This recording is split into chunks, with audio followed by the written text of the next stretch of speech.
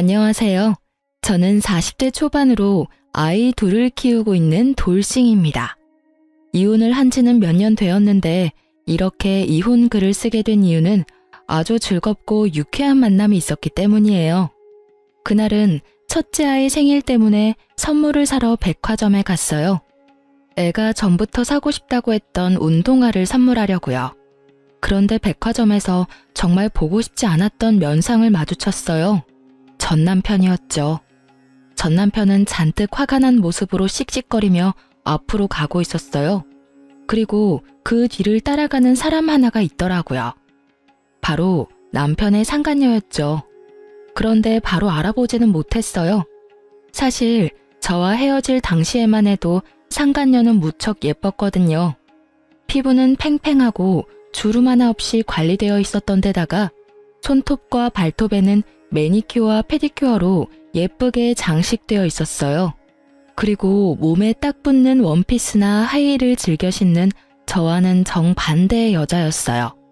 그런데 그날 본 상간녀는 그런 모습은 온데간데 없었죠. 아무렇게나 묶은 머리카락에 화장을 했음에도 주름과 노화를 가리지 못했어요. 게다가 손톱은 네일도 없이 뭉툭했고 옷은 예쁜 옷이었지만 얼굴에 노화가 너무 심해서 도무지 이쁜 옷이 어울린다는 느낌이 들지도 않았죠. 그걸 보면서 어떻게 하면 저런 얼굴이 되나 싶었거든요. 게다가 전 남편은 그런 상간녀와 말다툼까지 하고 있었어요. 그리고 그날 저는 두 사람의 대화에 웃으며 축하까지 해줬죠. 제가 왜 남편과 상간녀의 싸움에서 축하하며 웃었는지 궁금하시나요? 제가 천천히 하나씩 알려드릴게요. 저는 남편과 20대 중반에 결혼했어요. 저와 4살 차이가 나는 남편은 당시에도 일을 하는 직장인이었고 저는 이제 막 대학을 졸업한 사회초년생이었어요. 저와 남편은 다른 사람들과는 좀 다르게 이어졌어요. 보통 소개팅, 맞선 등으로 사람을 만나는데 저는 시부의 소개로 남편과 만나게 됐거든요. 당시에 저는 병원에서 일하고 있었는데 시부가 저희 병원에 다니면서 많이 얼굴도 익히고 가까워졌었거든요. 그리고 시부는 언제부터인가 결혼을 안 했으면 우리 아들이랑 만나보는 건 어떻겠냐고 말하셨죠. 솔직히 내키지는 않았어요. 환자와 그런 식으로 엮이는 걸 병원에서도 좋아하지는 않거든요. 물론 개인 재량이긴 하지만 잘못되면 환자도 잃고 제 신용도 잃는 거라 별로 관심을 가지지 않고 사양하겠다고만 말했었죠. 그런데 시부는 아주 끈질기게 말했고 이러다가는 다른 직원들한테도 폐를 끼칠 것 같아서 한 번만 만나기로 했어요. 한 번 만나고 아니면 2번 다시 그런 권유하지 않겠다는 다짐까지 받았죠. 그렇게 남편과 만났는데 생각보다 말도 잘 통하고 재미있는 사람이라 저도 마음을 주게 됐어요. 그렇게 사귀게 되고 1년쯤 되니 시부가 먼저 너희 결혼 안 하냐 하더군요. 그런 건 남편이 먼저 이야기를 꺼낼 건데 시부의 말에 남편도 제게 프로포즈를 하고 그렇게 결혼을 하게 됐어요. 그리고 그때야 알았죠. 시부가 생각보다 부자라는 걸요. 결혼 후에는 첫째 아이가 들어섰고 아이를 낳고 1년 만에 또 둘째 아이를 낳았어요. 연년생이었어요. 아들 둘을 연속으로 낳고 나니 제 몸도 축나더군요. 그래서 남편과 상의해서 남편에게 정관수술을 시켰어요. 남편도 애가 둘이면 괜찮겠다고 했었고요. 그렇게 결혼 초반에는 저희도 괜찮은 부부였고 가족이었어요. 꼼꼼하고 계획적인 남편과 그런 남편의 뒤를 받쳐주는 와이프였거든요. 그게 엇나가기 시작하게 된 건 아이들이 초등학생이었을 무렵이에요. 저는 일은 완벽하게 잘하는 사람이지만 사실 사생활에서는 그렇게 완벽을 추구하는 타입은 아니에요. 일과 사생활이 철저하게 다른 타입이라고 해야 할까요? 사람의 목숨과 직결된 일을 하면서 직장에서는 내내 긴장되어 있었고 그 결과 집에서는 느슨해질 수밖에 없었어요. 저도 긴장을 풀 때가 있어야 하니까요. 그런데 남편은 그 모습을 엄청 싫어하며 잔소리를 하더군요. 결혼 초반에는 그런 어설픈 모습도 귀엽다고 해주더니 그때는 엄청 싫어하며 잔소리를 했어요. 아마 그때부터 상간녀와의 만남이 있었던 것 같았어요. 그때는 남편의 생일이었어요. 남편 생일은 겨울이라 아이들은 모두 방학이었고 며칠간 친정집에 놀러가 있는 상황이었어요. 그리고 저는 남편의 서프라이즈를 위해서 남편 회사 앞까지 가서 몰래 남편을 기다렸어요. 저는 남편에게 메시지를 보냈어요. 집에서 기다리고 있을 테니 얼른 퇴근하고 오라고요. 남편이 혹시라도 야근을 할까봐 그렇게 문자를 보냈고 남편은 알겠다고 대답을 보내왔어요. 그렇게 앞에서 20분쯤 기다렸을까요? 퇴근 시간이 10분 정도 지나서야 남편이 밖으로 나오더군요. 그런데 혼자가 아니었어요. 그 사람 옆에 누군가 팔짱을 끼고 서 있더군요. 그냥 회사 사람일 수도 있었어요. 팔짱 정도 그래 낄 수도 있겠지. 친한 사이면 그럴 수도 있겠지 하며 애써 생각했는데 그 뒤의 모습은 그런 생각을 깡그리 날려버렸어요. 그 여자가 남편의 얼굴을 쓰다듬더니 뺨에 뽀뽀를 하더군요. 정말 기분이 순식간에 추락하는 걸 느꼈어요. 너무 흥분해서 아무 생각이 들지 않던 저는 그 모습을 보고 그제서야 폰으로 두 사람의 모습을 촬영하기 시작했어요. 그 두 사람은 남편의 차를 탔고 같이 나가더군요. 충격받은 저는 집으로 와서 앞으로의 일을 생각했어요. 한 번의 실수라고 빌고 또 빌면 그래, 용서가 가능할 거야. 애써 이룬 내 가정을 깨트리고 싶지 않았어요. 제대로 확인이라도 해보고 나서 남편에게 따지자. 이런 생각으로 가득했던 저는 그 뒤에 사람을 시켜서 상간녀의 뒤를 캤어요. 물론 그렇게 하면 안 된다고 생각은 했지만 바람피는 남편 뒤를 캐는 게 쉬운 일이 아니더라고요. 그렇게 상간녀에 대해서 알게 된 저는 남편 몰래 상간녀를 만나러 갔어요. 이미 두 사람의 불륜 사진을 잔뜩 받아서 두 사람 사이가 불륜이라는 건 알고 있었어요.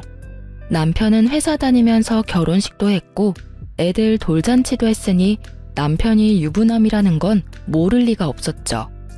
상간녀 집으로 가는 길에 기분이 어찌나 부글부글 끓던지 제 분노를 억누를 수가 없을 정도였어요. 집 벨을 울리자 나온 건 상간녀의 어머니였어요. 혹시 따님 집에 있으신가요? 할 이야기가 있어서요. 그런데 누구세요? 따님이 만나고 있는 남자 와이프예요. 그 말에 상간녀 엄마의 얼굴이 확 굳었어요. 그리고는 상간녀가 없다고 하더군요. 없으면 어쩔 수 없네요. 회사에서 이야기하는 수밖에요. 그 말에 상간녀 엄마가 흠칫하더니 돌아서는 제 옷을 붙잡고 들어오라고 하더군요. 들어가니 상간녀가 무척이나 태연하게 소파에 앉아서 TV를 보고 있었어요. 저 알죠? 피해서 다니려면 얼굴도 익혔을 테니까요. 알아요. 그런데 여긴 왜 왔어요? 따져야 될 사람은 내가 아니라 그쪽 남편이겠죠. 내가 누구한테 따지건 그쪽이 관여할 일은 아니죠. 그리고 저의 아들까지 있는 유부남 만난 사람도 잘못은 했잖아요. 왜 본인만 쏙 빠져나가려고 해요? 웃기지도 않네. 이보세요 아주머니. 아주머니 남편이 그렇게 와이프 싫다고 나한테 온 걸 왜 나를 탓해요? 아주머니를 탓해야지. 그 말을 하며 상간녀가 저를 위아래로 훑어보며 코웃음을 치더군요. 봐요. 세월을 고스란히 맞은 얼굴에 센스 없는 옷. 머리도 질끈 묶어서 수수하기 짝이 없는데 어떤 남자가 그런 여자한테 끌려요? 솔직히 지나가는 남자 100이면 100 아주머니는 싫다고 할 건데 그 사람이라고 다르겠어요? 그걸 지금 말이라고 해요? 아주 당당하네. 따님을 어떻게 가르쳤으면 불륜을 저지르고도 본처한테 이렇게 당당한 사람으로 키운 거죠? 어머니라면 딸이 잘못된 길로 가려 한다면 말렸어야죠. 우리 애가 뭐가 잘못했어요? 아니, 막말로 우리 딸 혼자서 좋아서 불륜이 됐겠냐고. 그쪽 집 남편도 우리 딸 좋아하니까 그렇게 됐겠지. 그럼 당신이 남편 단속을 잘하던가. 남편 잡아두지도 못하면서 어디 와서 본처 행세야? 자기 모자란 건 생각도 않고 여기 와서 남의 딸한테 뭐라 하는 건지. 당신 여기 온 거 당신 남편이 알고 있어요? 가족들이 단체로 쓰레기네. 딸이 상간녀가 된 게 뭐가 잘못이냐고 할 정도면 그래, 상간녀 되고 싶으면 그렇게 해.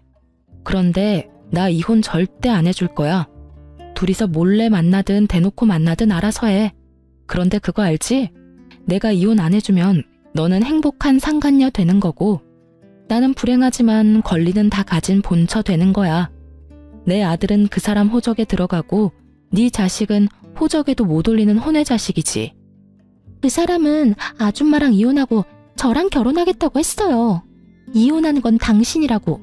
나는 그 사람하고 정식으로 재혼할 거야. 그래, 언젠가는 그렇게 해. 근데 그렇게 되기 전까지는 넌 상간녀야. 그리고 그 사람이 욕구 푸는 도구고. 처음이라서 봐주려고 했는데 넌 정말 답이 없네. 저는 그렇게 말하고 일어섰어요. 두 사람이 말도 못하고 꿈뻑거리고 있더군요. 잘해봐 어디. 나는 절대로 손해보고는 안 뺏겨. 내가 여자로서 불리하긴 하지. 근데 법적으로는 내가 훨씬 유리하잖아. 안 그래? 그럼 상간녀 소송 걸 테니까 알아서 준비 잘하고 있어. 등기는 회사로 보낼 테니까. 그 말에 상간녀 얼굴이 완전 하얗게 질렸어요. 저는 그 얼굴 보며 비웃어주며 밖으로 나왔죠. 안에서 상간녀 소리 지르는 소리가 밖으로 퍼져나오는데 정말 너무 시원했어요. 그렇게 한탕하고 집에 오니 남편이 저를 기다리고 있더군요. 당신 나랑 이야기 좀 해. 설마 그 여자 집에 갔다 왔어? 당신이 거길 왜 가? 그 여자랑 아무 사이도 아니야. 당신이 그냥 민폐 끼친 거라고. 그 여자는 다르게 말하던데 누가 진짜를 말하는 거야? 그리고 당신 지금 나한테 그 여자 집에 왜 갔냐고 따질 때가 아니지.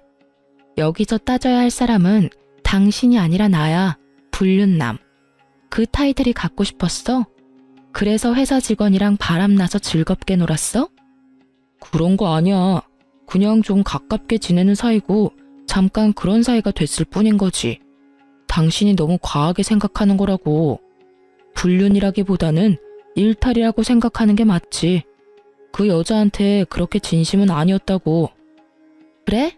그럼 다행이네. 사실은 그 여자 정리 안 하면 당장 아버님께 이야기하려고 했거든.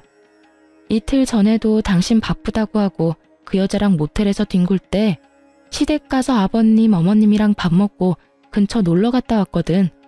좋아하시더라. 아들은 부모님한테 신경도 안 쓰는데 며느리가 신경 써주니 이보다 좋을 수 없다고 하시면서 그런 아버님이 아들 불륜 소식을 들으면 얼마나 화내실지 나도 모르니까 알아서 잘 처시네. 그 여자 이름, 주소, 전화번호, 사진 한 번만 더 내 눈에 띄면 그때는 이런 생각하지도 않고 바로 아버님께 다 이야기해버릴 거니까. 당신 진짜 너무하다. 매번 그렇게 아버지 어머니 인질로 내세우면 좋아? 인질? 누가 인질인데? 당신이 그런 짓만 안 했으면 내 행동은 그냥 시부모 생각하는 착한 며느리가 할 행동 아니야? 그리고 경고하는데 상간녀한테 위자료 소송할 거야. 그거 당신이 대신 내주면 나 진짜로 가만 안 둬? 제 말에 남편이 조용해졌어요. 시부는 시끄러운 걸 무척 싫어하시는 분이었거든요. 물론 그보다 더 큰 이유는 우리 집 재정의 거의 대부분을 시부에게 의존하고 있다는 사실 때문에 남편은 시부를 거스를 수가 없는 거예요. 결국 남편은 상간녀를 정리하기로 했어요. 제가 보는 앞에서 두 사람은 헤어지기로 하고 각서를 쓰고 확답까지 받았어요. 그렇게 표면적으로는 평화가 찾아왔지만 남편은 여전히 저를 피하고 있었어요. 저도 남편에 대한 신뢰가 바닥나 버렸어요. 집안은 내내 아슬아슬하게 굴러갔어요. 그래도 가정은 지켜냈다는 생각은 들었어요. 그 이후로 저는 상간녀에게 위자료 소송을 걸었어요. 등기는 회사로 보냈죠. 그 등기에 회사에서 한바탕 난리가 났다고 하더라고요. 저야 신경 쓸 일 아니죠. 열어보지 않는 한 남편 이름이 나오는 것도 아니고 말이죠. 자폭해서 남편에게 달려가서 소리라도 친다면 더 속이 시원했을 텐데 그런 이야기가 나오지 않은 걸 보면 불륜남이 누구인지는 이야기 안 한 모양이에요. 결국 상간녀는 일을 그만뒀고 퇴사 후 퇴직금으로 제게 위자료를 줬어요. 그렇게 일이 일단락되는 듯 했는데 그 뒤로 남편의 행동이 수상하더군요. 꿍꿍이가 있는 모양인지 제가 한 집안일에 매번 트집을 잡고 그걸 이유로 화를 내기 시작했어요. 청소가 꼼꼼하지 못하다, 세탁이 위생적이지 못하다, 요리가 맛없다, 남편 내조를 안 한다. 아주 가지가지 내용으로 저를 트집 잡고 화를 냈어요. 저는 한 귀로 듣고 한 귀로 흘렸죠. 제가 못하고 있는 일이 아니었으니까요. 몇 년간의 부부 생활로 저도 어느 정도 집안일에 익숙해진 데다가 제가 못하는 부분은 한 달에 한 번 청소 도우미를 불러서 깔끔하게 정리까지 하는데 문제가 있을 리가 없었어요. 그런데도 남편은 무조건 트집을 잡아 문제를 만들기 시작했어요. 그리고 몇 달이 지나자 남편이 본심을 드러내더군요. 당신이랑 못 살겠어. 이혼해줘. 집안일이고 뭐고 다 내 마음에 안 든다고. 꼼꼼하지도 않고 깨끗하지도 않고 솔직히 이 집에 머물고 싶지도 않아. 구체적으로 어디가 어떻게 마음에 안 드는지 말해봐. 요리? 한식 자격증까지 따서 매일 다른 요리 해주는데 청소? 매일 청소기 돌리고 이틀에 한 번 걸레질하고 음식물 쓰레기도 매일 처리하는데 세탁? 흰 빨래, 검은 빨래, 속옷, 수건 다 따로 세탁하는데 어디가 문제인 건데? 셔츠에 바지까지 다 다림질을 해놓잖아. 그리고 한 달에 한 번 사람 불러서 대청소하고 어디가 문제냐고. 그러니까 내 마음에 안 든다고. 당신이 잘하고 못하고를 떠나서 이런 식으로 하는 거 마음에 안 든다고. 아, 그냥 진짜 이유를 대. 당신 여전히 그 여자랑 정리 안 했잖아. 내가 모를 줄 알았어? 눈만 가리면 다 가리는 줄 알았지? 그 여자 퇴사하고 나가면 내가 모를 줄 알았어? 당신이 이상하게 트집 잡을 때 벌써 상간녀 뒷조사 다 했거든? 재미 잘 봤더라. 자식 새끼들 놔두고 젊은 년이랑 바람피니까 회춘하는 기분이디? 이혼? 이혼하고 싶으면 당신이 아버님한테 허락받아. 그러면 이혼해 줄 테니까. 그 여자가 그렇게 마음에 들면 데리고 와서 이야기하라고. 나 대신 그 여자가 더 젊고 예쁘고 능력 있어서 같이 살고 싶다고. 당신이 직접 아버님한테 말하라고. 그 정도도 못하는 거면 내가 이혼은 왜 해줘? 저는 이번에도 시부를 입에 올렸고 애석하게도 이번에는 남편에게 통하지 않았죠. 남편이 제 집안일을 트집 잡은 건 제게 흠을 만들어 어떻게든 잘 빠져나가 보려고 했던 거니까요.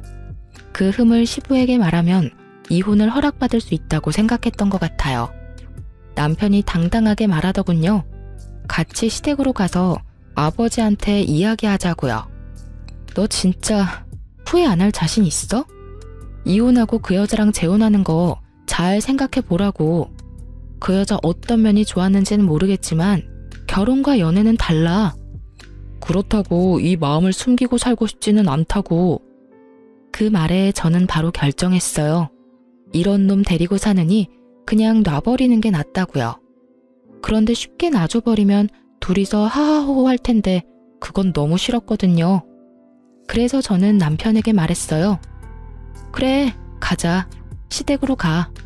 가서 당신이 다 말하고 이혼 허락 받아. 솔직하게 말해서 이 결혼 아버님이 노력해서 한 결혼이야. 그분 속이고 싶지 않으니까 당신이 직접 말해.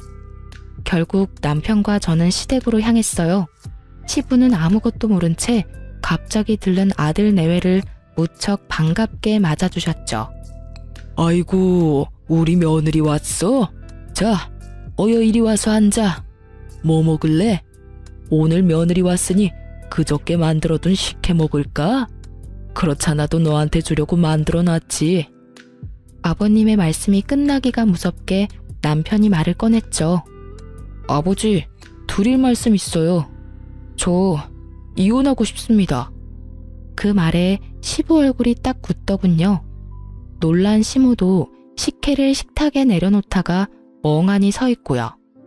이게 무슨 날벼락인가 싶은 표정이더라고요. 무슨 헛소리야? 너희가 왜 이혼을 해? 아버님, 이 사람 만나는 여자가 있어요. 벌써 오래됐어요. 1년은 넘었으니까요. 남은 여생은 그 사람이랑 함께 살고 싶다고 해요. 제가 하는 일들은 다 마음에 들지 않는다고 하니 제가 어찌할 도리가 없어요. 뭐? 여자? 너 이놈의 새끼, 너 며느리 놔두고 바람을 폈어? 이런 정신 나간 놈을 봤나? 아버지도 그 여자 보시면 마음에 드실 거예요. 와이프보다 착하고 예쁘고 뭐든 다 잘하는 여자예요. 솔직하게 말해서 이제 와이프한테는 마음이 생기질 않아요. 네가 애야? 결혼이 뭔지 모르고 결혼했어? 법적으로 부부가 되는 게 결혼이야. 그걸 일방적으로 망쳐놓고 네가 이혼을 이야기한다고? 답도 없는 놈. 그러니까 아버지, 한 번만 만나봐 주세요. 와이프보다 훨씬 나은 사람이고 아버지 마음에 들지도 모르잖아요. 나는 만나고 싶은 마음 없다. 그리고 이혼 이야기 나한테 꺼내지도 마. 며느리 너도 이혼 원하는 게냐? 아버님, 이 사람 불륜 처음으로 알았을 때 한 번 용서해 줬어요. 그런데 또 그래요. 그리고 저는 이혼 안 해주겠다고 했는데 남편이 강하게 요구하고 있어서 이렇게 가족이 화목하지 않으면 아이들에게도 큰 영향이 갈까봐 두렵기도 하고요. 제 말이 끝나기가 무섭게 시댁 벨이 울리더군요. 그리고 남편은 버선발로 마중을 나갔어요. 상간녀였거든요. 그리고 등장한 상간녀의 모습에 시부모님과 저는 말을 잃었어요. 몸에 딱 붙는 원피스는 허벅지까지 훤히 보이도록 올라갔고 다리에 스타킹도 신지 않았는지 맨발로 들어오더군요. 게다가 손톱과 발톱에 형형색색 네일과 페디큐어는 예전에 제가 본 것보다 더 화려하고 무거워 보였고요. 그리고 거실로 들어오니 그녀의 몸에서 확 하고 짙은 향수 냄새가 풍겼어요. 안녕하세요, 아버님. 처음 뵙겠습니다. 아주 씩씩하게 인사를 하는 상간녀를 보는 남편도 살짝 당황한 눈치였어요. 어른을 보러 오는 자리에 그런 차림이 그다지 좋지 않다는 걸 모르는 듯 하더군요. 그저 아름답고 예쁘게 자신을 포장하기만 된다고 생각하는 듯 아주 예쁘고 아름답고 비싸게 자신을 포장했더라고요. 아버님, 어머님, 비록 저는 오빠와는 늦게 만났지만 정말로 좋은 가정을 꾸릴 수 있을 거라고 생각해요. 저기 있는 여자는 성격도 나쁘고 집안일도 못해서 매번 오빠에게 혼만 나는데도 절대로 이혼 안 해주겠다고 하더라고요. 정말 얼마나 이기적인 사람인지. 걱정 마세요. 저와 오빠가 결혼하면 제가 내조는 확실하게 할 테니까요. 그래서 아가씨가 우리 며느리보다 낫다고? 그럼요. 어디로 보나 제가 더 괜찮지 않나요? 자기 관리도 못하고 집안일도 안 하는 여자보다는 제가 오빠에게 더 잘 어울린다고 확신해요. 게다가 저 여자는 저희 집에 찾아와서 막무가내로 오빠와 이혼 안 해주겠다며 저를 상간녀라고 욕하고 때리기까지 했거든요. 없는 이야기를 만들어내는 상간녀를 보니 화가 나기보다는 한숨만 났어요. 이 여자는 대체 왜 이렇게 지레만 밟을까 싶었죠. 정말로 저런 여자랑 결혼하고 싶어서 며느리랑 이혼을 하고 싶다고? 시부가 남편에게 물었어요. 남편이 우물쭈물 하더니 그러더군요. 아버지, 모자란 점이 있으면 가르치면 되고 부족한 점은 채우면 되잖아요. 제가 이 여자를 좋아해요. 그러니까 제발 인정해 주세요. 이혼 제발 허락해 주세요. 그 말을 듣던 시부는 속이 타는지 식혜를 들고 입으로 가져갔어요. 그런데 한참을 마시지를 않고 있더니 갑자기 식혜를 남편과 상간녀에게 뿌려버리더라고요. 다들 갑작스러운 상황에 깜짝 놀랐어요. 이게 뭐야? 아버지, 왜 이러세요? 너 이제부터 우리 집 자식 아니다. 저런 근본도 없는 여자를 데려와서 뭐라고? 이혼을 허락해줘? 네가 정신이 나갔나 보구나. 그런 놈한테는 매가 답이지. 너한테 눈깔이 있으면 좀 봐라. 저 여자 어디가 며느리보다 낫다고 말하는 거야? 그치만 아버지...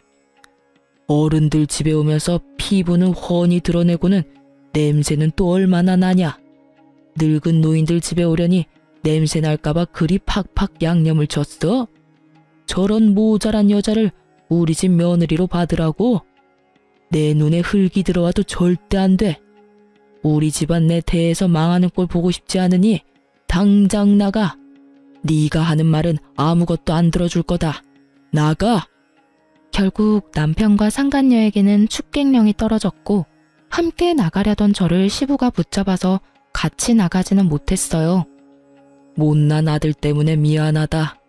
내가 이러려고 너랑 아들을 결혼시킨 게 아닌데 많이 힘드냐?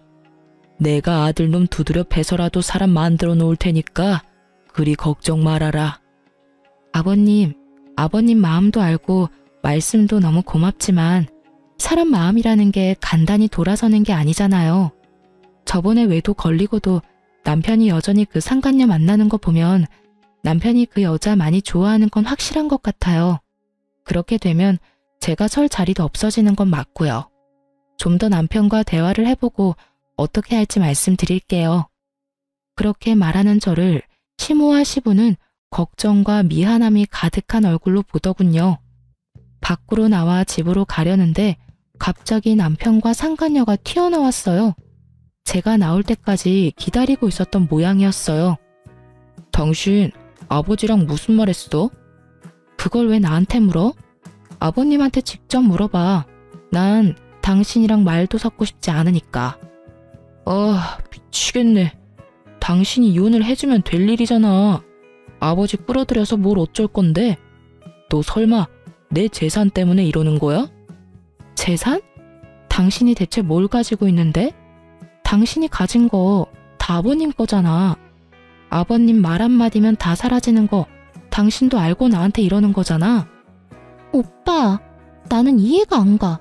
어떻게 이런 여자를 아버님이 그렇게 좋아하실 수가 있어? 도대체 아버님한테 무슨 수작을 부렸길래 나를 싫어하시냐고. 상간녀의 그 말에 저는 웃음이 튀어나오더군요. 그걸 모르다니. 당신이 잘 좀 가르쳐줘. 어른 집에 그런 꼴로 오면 누구나 욕하겠지. 그리고 넌 모르나 본데 남편과 나는 아버님이 엮어준 사이야. 그 정도로 마음에 들어서 아들까지 소개시켜줬는데 너 같은 애 왔다고 그 마음이 흔들리겠어? 고생이네. 아무것도 모르는 애 교육시키려면 아주 힘들겠어. 어쨌든 아버님하고 이야기해. 잠깐만. 이렇게 가지 말고 그럼 이렇게 하자. 당신이 나랑 이혼해주면 당신이 원하는 대로 뭐든 해줄게. 이혼만 해줘. 솔직히 내 손에서 할 수 있는 건 다 할 테니까. 응? 사랑에 애달아하며 저한테 매달리는 남편을 보니 우라가 치밀더라고요. 어떻게 상간녀 하나 때문에 저한테 뭐든 다 해주겠다는 말을 할 수가 있어요? 어떻게? 저는 남편에게 화가 잔뜩 난 목소리로 말했어요. 뭐든지? 그래, 내가 원하는 거 말해줄게.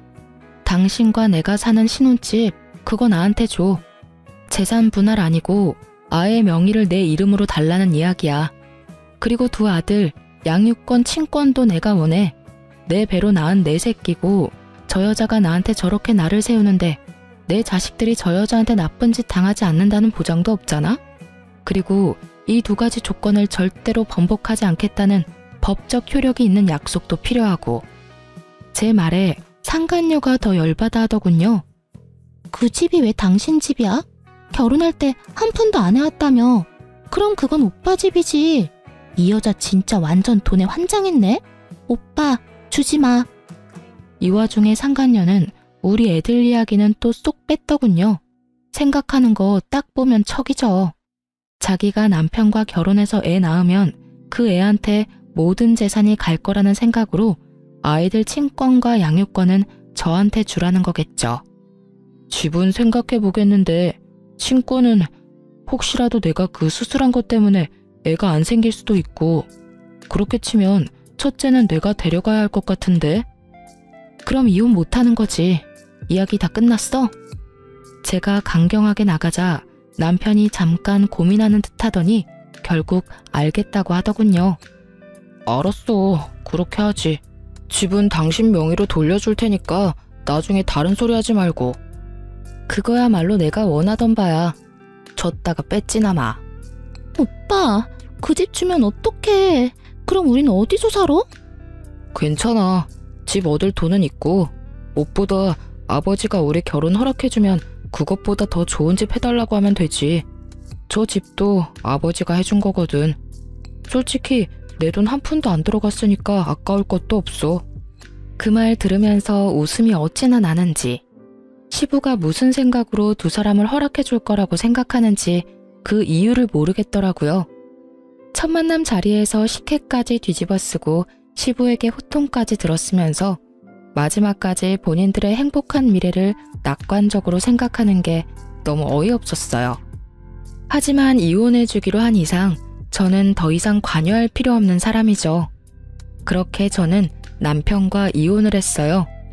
이혼하기 직전에 집 명의부터 옮기고 이혼하면서 아이들 친권도 제 앞으로 다 돌려놨어요. 남편과 제가 이혼한 후 전 남편은 홀가분한 마음으로 상간녀와 결혼을 하려고 시댁에 들렀다고 하더군요. 하지만 시부가 그 여자랑 결혼하면 집안 재산은 전부 사회 기증하겠다고 하니 두 사람 다 놀라서 물러갔다고 하더라고요. 시부에게 직접 들었거든요. 시부는 제가 이혼을 결심했다는 걸 알고서 한 번 시댁으로 부른 적이 있었어요. 그때 시부가 알려줬어요. 그놈이 제정신으로 돌아와서 너한테 다시 돌아온다고 하면 며느리 네가 받아줄 거냐? 아버님, 저는 그런 건 안 해요. 이미 떠난 마음이고 저하고는 끊어진 연이에요. 억지로 붙였다가 또 어떤 일이 벌어질지도 모르고요. 그냥 아이들이나 잘 키우면서 살고 싶어요. 그 말에 시부가 씁쓸하게 웃으며 말하더라고요. 그래, 그럴 것 같아서 내가 유언장을 좀 고쳐놨다. 그놈이 제정신 차리고 그 여자랑 안 만나고 있으면 내 재산 조금은 물려줄 것이고 여전히 그 여자랑 만나면 한 푼도 남기지 않겠다고 말이다. 그리고 대신 네 아이들, 내 손주들 앞으로만 유산 물려줄 생각이다. 그건 괜찮겠지? 아버님 재산이고 아버님 거예요. 이혼하고 떨어져 나간 며느리 자식들까지 신경 안 써주셔도 돼요. 아버님 돌아가시기 전에 다 쓰시고 가세요. 저는 그런 거 바라지도 않고 지금 받은 집만 있으면 일하면서 충분히 애들 키울 수 있어요. 내 돈, 내 마음대로 하는 거야. 그냥 너한테는 통보만 하는 거란다. 그리 알고 있어. 시부와 그렇게 대화를 나누었거든요. 전 남편은 상간녀와의 관계를 허락받지 못해서 지금은 직장 근처에 전세로 상간녀와 동거 형태로 살고 있다고 하더군요. 솔직히 결혼은 부모님 허락이 없어도 가능하지만 전 남편이 그렇게 하지 않은 건 시부가 가진 재산 때문일 거예요. 자기가 다 상속받을 건데 괜히 상간녀 비위 맞춰주겠다고 아버지 심기 거스르는 일은 안 하고 싶었던 모양이에요. 그게 화가 났는지 상간녀의 심기가 아주 불편했다고 하더군요. 이혼 후 그 소식 이후로는 전 남편과 관계된 어떠한 이야기도 듣지 못했어요. 솔직히 알고 싶은 마음도 없었고 알 필요도 없었죠. 저도 애 둘 키우며 일하랴 바쁜 사람이었으니까요. 저는 남편과 같이 살던 신혼집을 팔아버리고 친정 옆에 작은 집을 사서 아이들과 지냈어요. 그리고 여태 그 사람들 소식 알지도 못하다가 얼마 전에 두 사람을 보게 된 거고요. 그날은 아들들이랑 약속을 했거든요. 백화점에서 만나서 맛있는 거 먹고 멋진 옷도 사주겠다고요. 처음에 멀리서 볼 때는 누군지 못 알아보겠더라고요. 전 남편은 알아볼 수 있었는데 말이죠. 그렇게 예쁘고 동안에 패셔너블했던 상간녀는 최근 몇 년 사이에 완전히 망가져 버렸더라고요. 주름살, 타버린 피부, 스트레스와 과로로 망가진 몸, 게다가 두 볼이 움푹하게 패여서 마치 노파 같더군요. 저는 두 사람 가까이로 갔어요. 그 사람들도 저를 못 알아보는 것 같더군요. 그럴 수밖에요. 저도 전 남편과 이혼하고 그동안 하지 못했던 피부 마사지나 나를 위한 선물을 자주 줬거든요. 예전처럼 늙고 수수한 아주머니가 아니니까요. 빨리 와. 당신은 도대체 집에서 하는 게 뭐야? 밥을 맛있게 못하는 거면 냉장고는 채워놔야 할 거 아니냐고.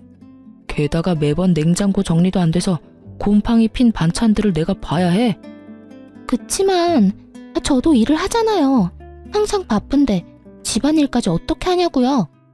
그런 말이 나한테 통할 것 같아? 그럼 애엄마는 어떻게 그걸 다 했는데? 당신 능력이 모자란 걸 직장 탓으로 돌리지 말라고. 내가 잘못했지. 어디서 아무것도 못하는 여자를 데려와서는. 이럴 거였으면 그때 그 여자랑 이혼을 안 하는 게 나았을지도 모르겠어. 무슨 그런 말을 해요? 나랑 사는데 불만이 있는 건 알겠지만 이렇게 살게 된 데는 당신 탓도 있다고요. 우리 사이에 애만 생겼어 봐. 그럼 시댁에서도 분명히 우리 사이 인정해주고 결혼해서 집도 마련해줄 건데 당신이 능력이 안 되니 애가 안 생기는 거잖아요. 수술 복구하면 다 된다면서요. 그 말 믿고 기다린 지가 언젠데 여태 애가 하나도 안 생기냐고요. 병원에 가자니 이상 없다면서 안 간다고 고집이나 부리고. 이상이 없을 리가 있어요? 내가 이상이 없는데. 그러면 당신한테 이상이 있겠죠. 당신, 내가 이상이 있을 리가 없잖아. 나한테 애가 둘이나 있는 거 잊었어? 그렇게 치면 당신이 더 문제 있는 거지. 그 여자는 잘 가지는 애를 당신은 왜 못 가져? 그리고 애가 있고 없고의 문제가 아니잖아. 당신이 집안일을 너무 못하니까 매번 집안꼴이 개판이지. 같이 살기 전에는 잘한다면서 큰 소리 뻥뻥 치더니 내가 속았어. 그러니까 그 탓을 왜 저한테 하냐고요. 그리고 내가 집안일 잘해서 좋아한 거 아니잖아요. 예쁘고 기분 잘 맞춰줘서 좋다며. 지금 당신 꼴을 좀 봐. 그게 예뻐? 꾸미는 것도 시간 없어서 못했어? 하긴 집안일 개판으로 해놓고 얼굴만 꾸미고 있었으면 더 열받았을 뻔했는데 차라리 그게 낫겠다. 으휴, 내가 왜 그랬나? 내가 왜 이혼을 하고 이 거지 같은 여자를 데려왔는지. 어휴.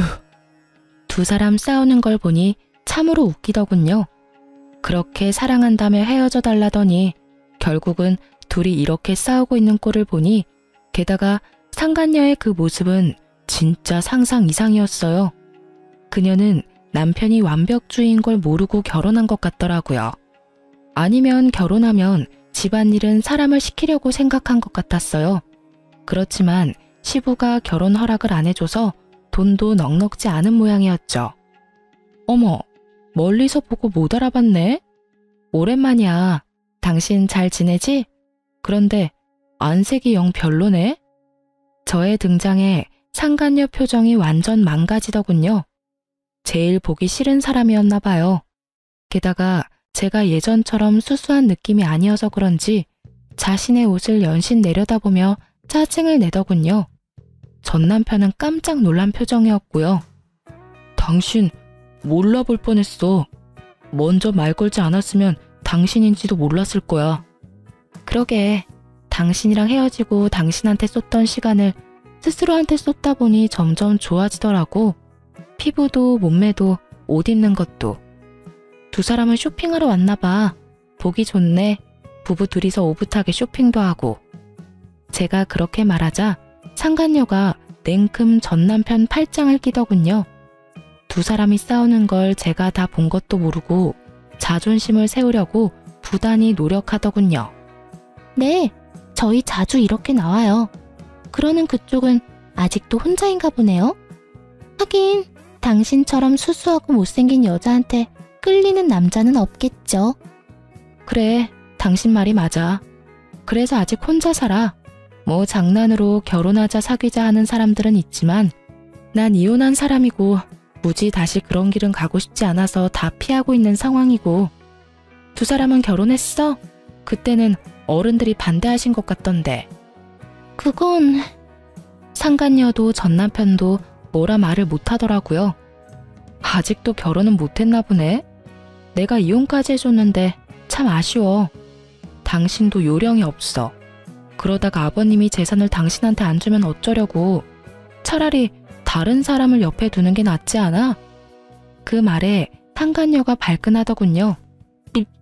미쳤나봐. 이 여자가 지금 무슨 소리 하는 거야?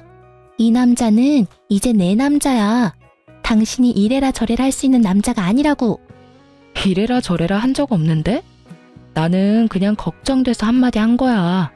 그리고 너도 참 웃겨. 저 남자가 왜 네 남자야? 너 저 사람이랑 무슨 관계야? 애인이지? 와이프는 아니잖아. 하긴 그런 관념이 좀 희박한 사람이긴 했지. 남의 남자 꼬셔서 데려가서는 별 볼 일 없는 남자로 만들어버렸으니까. 그것도 재주라면 재주고. 근데 지금은 그 예쁜 얼굴은 다 어디 가고 세상에 이렇게 늙어버렸어? 어쩌다 이렇게 됐어? 평생 예쁠 것처럼 굴더니. 애인이라도 당신은 전처잖아. 관계가 없는 거면 당신이 다 없지. 그러니까 할 수 있는 말이지. 당신 나랑 헤어지고 저 여자랑 살아보니 좋아? 얼굴색이라도 좋아 보였으면 이런 이야기 안 했을 텐데 너무 건강이 좋지 않아 보여서 그런 말 한 거야. 하긴 당신은 내가 하는 집안일들도 그다지 좋게 보지는 않았으니까. 집안일은 익숙치 않아도 예쁜 여자랑 살아서 좋을 거야. 그치? 전 남편은 뭐라 말도 못하고 한숨만 푹푹 내쉬고 상간녀는 저를 향해 한껏 적대심을 드러내며 소리 지르더군요. 이 여자가 무슨 소리 하는 거야? 우리 이제 곧 결혼할 거야. 아버님만 허락해주면 지금 당장이라도 결혼할 거라고. 그러니까 아버님을 어떻게 설득할 건데? 여태까지 결혼 허락도 못 받은 주제에 내가 모를 줄 알았어? 너 시댁 갈 때마다 퇴짜 맞는다며? 그래도 안 떨어져 나가는 거 보면 두 사람 사랑 진짜 대단하다, 그치? 두 사람 다 그런 몰골로 돌아다녀도 좋을 만큼 사랑하는 거면 됐어. 당신 그만해. 너도 그만하고. 둘 다 사람 많은 데서 큰 소리 내서 싸우지 마. 싸우긴 누가 싸워? 나는 당신 축하해 주려는 거야. 그 여자를 사랑한다며 헤어진 당신이 나랑 살 때보다 불행해 보여서 축하해 주고 싶었거든. 아까 둘이 싸울 때부터 다 봤거든. 두 사람이 행복하게 잘 살았으면 축하해 줄 생각도 없었을 텐데 두 사람이 불행해 보이니까 도리어 축하해 주고 싶은 마음이 드는 거 있지? 다른 사람 불행하게 만들고 너희들끼리 재미 보면 내 마음이 어땠겠어? 그런데 둘이 이렇게 나쁜 걸 보고 나니 마음이 한결 편해지고 이제야 두 사람 인정해주고 싶은 마음이 들어서 두 사람 함께 살고 있는 거 축하해. 그런데 찐사랑은 찐사랑이네. 그렇게 싸우고 지지고 볶으면서도 헤어지지 않는 거 보면 앞으로도 쭉 그렇게 살아. 저는 그렇게 축하해주고 백화점으로 총총총 걸어갔어요. 상간녀가 분해서 악소리를 지르고 짜증내는 걸 다 듣고 있었어요. 그리고 멀리서 아들들이 보이더군요. 아들들은 전 남편 자기 아버지가 있는 걸 확인하고도 가까이 올 생각을 안 하더군요. 첫째가 저한테 핀잔을 줬어요. 엄마, 괜찮아? 저런 사람들이랑 엮이지 말라고 했잖아. 엄마만 상처받는다고. 이제야 겨우 정상으로 돌아오고 있는데. 우리 아들, 엄마 걱정했어? 근데 너희 아버지 너무 안색이 안 좋아 보여서 말을 걸어버렸어. 너희도 인사하지 그랬어? 우리더러 저런 사람한테 인사하라고? 싫어. 어디 가서 소문이라도 나면 어떡해? 바람 피우고 이혼한 아버지 있다는 이야기 하는 것보다 차라리 아버지 돌아가셨다고 하는 게 나아. 둘째가 그렇게 이야기하는 걸 보니 참 만감이 교차하더군요. 어쩌다 아버지를 이렇게 싫어하게 됐나 싶었죠. 그러곤 아이들과 식사하러 갔죠. 애들을 보면서 그런 생각이 들었어요.